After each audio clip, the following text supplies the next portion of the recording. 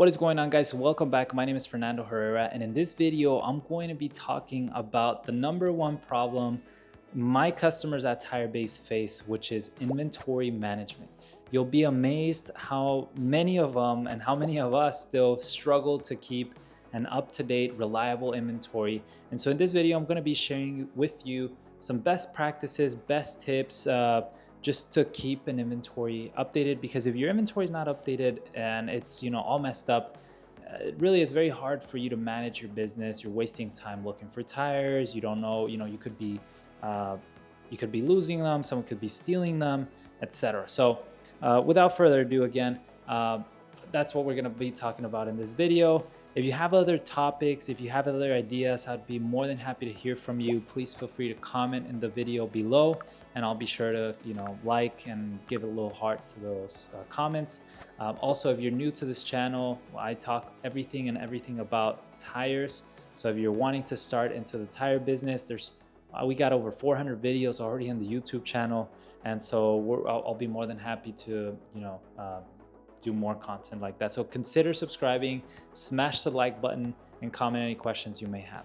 Also, a big thanks to our sponsor of this video, TireBase. Obviously, TireBase is the best software company out there for independent tire dealers. So businesses that have one all the way to 100 employees, or one location all the way to 50 locations. And so we've been helping a lot of businesses recently manage their business more efficiently, including inventory. And so again, I do want to thank TireBase. There is going to be a link in the description below. If you want to check them out, you're more than welcome to. But without further ado, let's go ahead and begin with today's topic. Now, in previous videos, I have mentioned inventory slightly, how to do inventory counts, how to manage your inventory.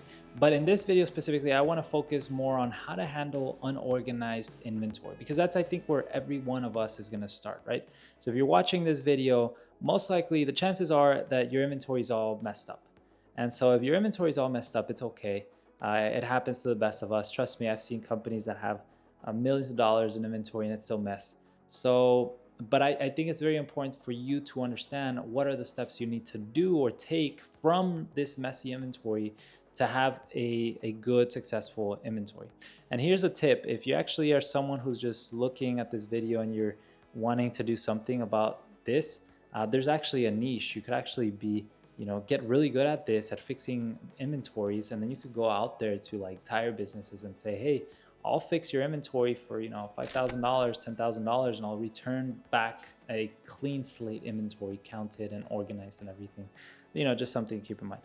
I wish I could do that, but I just don't have time. I barely have time to do like these videos. But anyways, guys, that's kind of like where we're gonna head in terms of logic. Again, coming from an unorganized tire shop who has an unorganized inventory, we're gonna get you to the perfect state-of-the-art inventory. Now, before we get into that, just imagine this real quick, right? We're gonna do an inventory count, but imagine that we're counting fruit, okay? And there's a bowl of mixed fruit, oranges, apples, bananas, whatever. And as you're counting bananas, apples, and all this, there's people taking apples out, there's people putting oranges in. You can just imagine, how hard it would be to count simple fruit. Like, how many apples are there? How many oranges are there? How many bananas are there? If people are putting in and removing out, it just becomes very complicated. So with that analogy in mind, number one thing you need to do is organize your inventory. If we could somehow organize our sizes, or our brands, our tires, into sizes, hey, here are all going to be all my 15s, my 16s, my 17s, my 18s, my Michelins, my Goodyears. Ideally, that's how you want to organize it. Every warehouse is different and has different capacities. Some warehouses organized based on brands and size within the brand. Some warehouses organized by size and brand within the size. Whatever the case might be, you still want to organize your inventory, because if you're going to be doing counts and your inventory is all messed up, it's going to be very hard for you to do those counts. Now, the other thing I want you to understand is inventory complexity. Now, what do I mean by this? Complexity is determined by the amount of SKUs you have.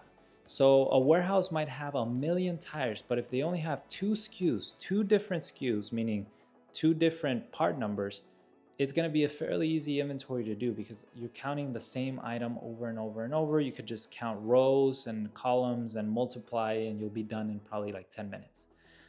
But if you have 1,000 tires and all these 1,000 tires are different SKUs, then that's a complex inventory, right? It's an inventory that has a lot of different unique SKUs. So now that we have that in mind, step number one is going to be sorting your inventory. Now, sorting is crucial. Like I said, it really solves a lot of problems. And one of them is just going to be, you're going to be able to count inventory faster. Don't attempt to organize everything at once. What I used to do in my Vegas warehouse when I was, reorganizing everything, again, I had a big mess. So imagine probably 5,000 tires all messed up. Everything is just anywhere. And so what I started doing is I made a gap. I made maybe a good gap, and I started organizing by size. So all my 13-inch, I would get what's my smallest tire size, and I'm gonna start organizing them. 14s, 15s, 16s, 17s. And as I have a gap, I'm gonna start, leaving space. Obviously, I'm gonna leave space for capacity, and I'm gonna start organizing my entire facility. So ideally, that's what we wanna do. We wanna organize. Like I mentioned, you can organize by size, you can organize by brand and size, or just by size. I would also give you this tip: leave extra space for popular sizes. So if you're gonna be, if you only have 10 of the 205, 55, 16, but you're gonna be getting 100 in stock, don't just put the 10 sort like space there. Make sure you leave 100 or space for 100 units. So that way, when you do get those 100, you don't leave them just anywhere. You go and put them where they go. It's not always going to be perfect, trust me guys, but this is where you can then have a holding area as well on top of that, so that you can still have some, your normal space plus a holding area for excess stock or specials.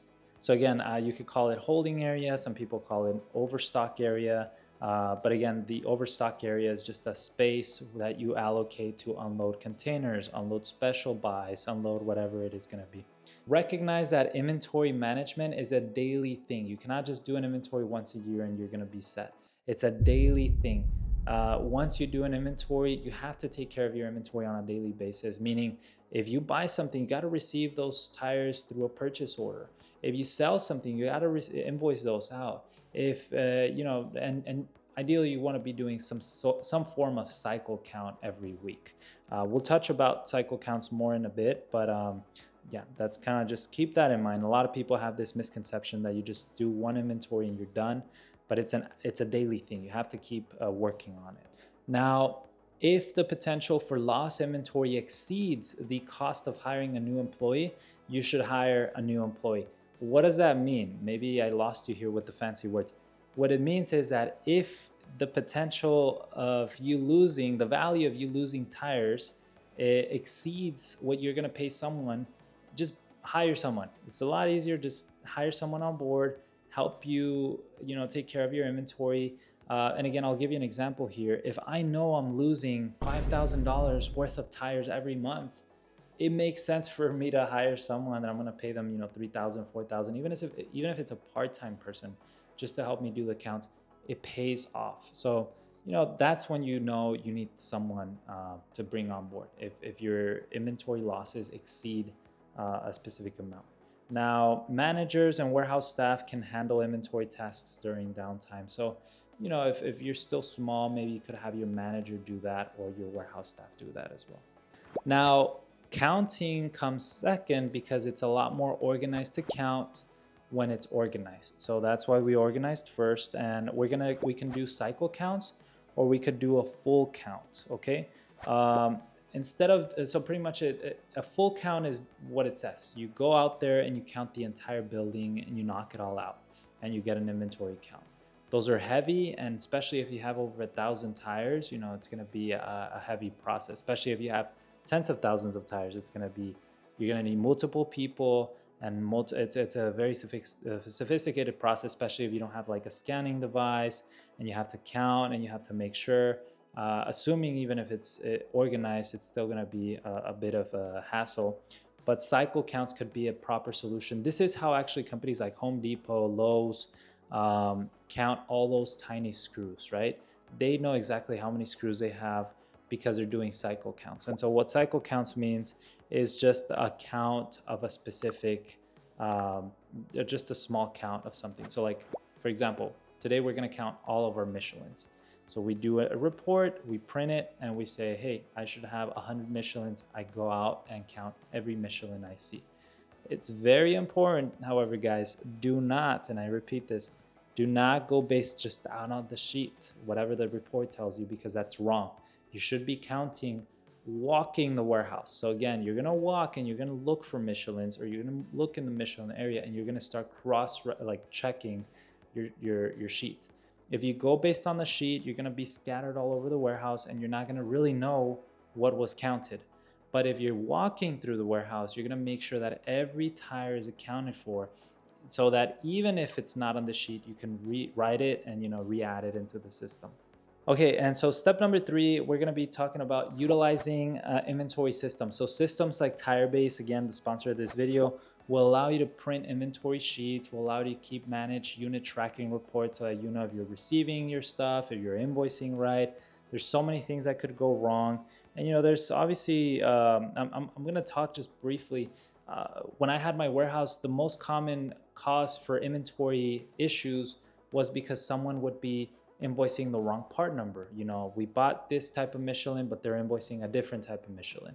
It's always employee-based error. So, just having a good system, easy to use, is very important. And so TireBase, I think, does perfect with that. TireBase is also developing a warehouse management system, which is going to allow you to use scanner devices and do an inventory count, so that even my 7-year-old daughter can do an inventory count. So if you're interested in learning more about TireBase, there's a link in the description below. That's a great way to support the channel. But I think that using an inventory system is extremely important. Aim to integrate barcode.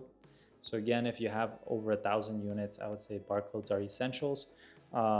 And again, I think keeping real-time updates is very important. So 4th step is post-count adjustments. So what does this mean?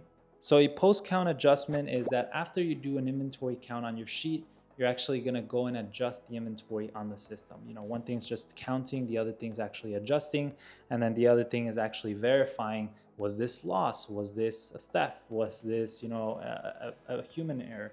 And so, for good accounting practices, separate the roles. You obviously don't want the person counting being the person adjusting.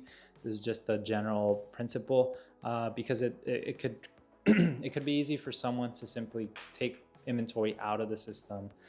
We don't want that. We want there to be segregations of roles to prevent manipulation. So the person responsible for adjustments should investigate any discrepancies or losses. Okay, so the person that's actually adjusting the inventory on the system should be the one that should be checking what was the root cause for this, right? And that's, in my experience, I personally recommend doing the adjustment first so that the inventory is accurate.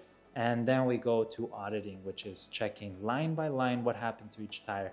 And we come up with a reason why these tires were losing, lost, or whatever, so we can then train our people, we can then change our process, or fire whoever needs to be fired because they stole something.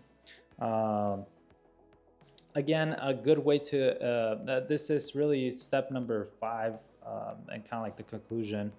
I used to have this incentive accurate inventory process, which means I would incentivize my employees in my warehouse and my manager that if we lose less than X amount of money in inventory, then I give them an incentive. So for example, if I know that every month I'm losing $2,000 worth of inventory because there's always going to be a certain amount of loss, then I would tell them, hey, if we hit $1,000 worth of loss, I'm going to give you guys the extra other $1,000 in bonus. So, instead of losing inventory, I'm incentivizing them to lower my inventory loss. And obviously, in the future, I'm going to keep lowering that until it becomes a number that I can manage. The benefit of this is that I can control that loss, meaning there's not going to be months where I'm going to have $10,000 worth of losses. It's much better for me to know that I should be expecting $2,000 worth of loss. And again, incentives do encourage staff to do the right things, do purchase orders, not steal. And so again, it's a great way to actually, I think it's positive for company culture as a whole. But anyways, guys, I'm going, my throat here is going dry here. But that is it. I mean, that's really it. An effective inventory management system is extremely important. We organize our inventory, we count it, we adjust it using Tirebase, the best software out there, and then we adjust it. We investigate and we train our staff to improve and help us become better. And that's how your business can go from having an unorganized inventory to having the best inventory out there. Once you have that, it's going to be very easy for you to share that inventory with dealerships, with people, clients, online. Because again, there's a lot of opportunities out there, but your inventory has to be perfect, or has to be at least 90% accurate. 90 to 95, 99, the better. The closer to 100, the better. But well, guys, let me know what you guys think. Thank you so much. Again, if you're interested in more types of these videos, I will be releasing a course soon on how to take your tire business to the next level, whether you're in a beginner or a business that's wanting to grow. So again, once I do release that, I'll share this via videos, but let me know in the comments below, what other topics are you interested in me sharing? I'll be more than happy to help you.